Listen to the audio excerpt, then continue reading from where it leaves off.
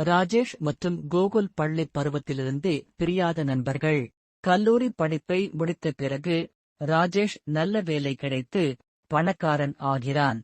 ஆனால் கோகுல் படிப்பறிவு குறைவாக இருப்பதால் சாதாரண வேலையில் இருக்கிறான். ராஜேஷின் நண்பர்கள் கோகுலுடன் பழகுவதை பார்த்து என்ன நீ இவனைப் போன்ற ஆட்களிடம் பழகுகிறாயென்று தரக்குறைவாக பேசுகின்றனர். இதனால் ராஜேஷ் காலப்போக்கில் கோகுலை தவிர்க்கிறான். கோகுல் அப்போது புரிந்து கொண்டது பணத்தை வைத்துதான் மனிதர்களை எடை போடுகிறார்கள் என்று. பல வருடங்களுக்குப் பிறகு கோகுல் தன்னம்பிக்கையாலும் கடின உழைப்பாலும் பெரிய நிலையை அடைகிறான்.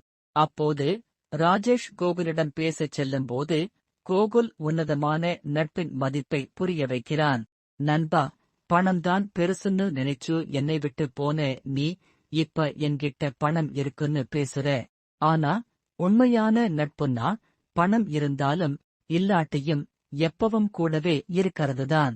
இனிமேலாவது இதை புரிஞ்சுக்கிட்டு மத்தவங்க மனசை கஷ்டப்படுத்தாதே என்று கோகுல் கூறினான். ராஜேஷ் தனது தவறை உணர்ந்தான். பணத்தை பார்த்து பழகுவது நட்பல்ல, நல்ல குணத்தை பார்த்து பழகுவதுதான் உண்மையான நட்பு.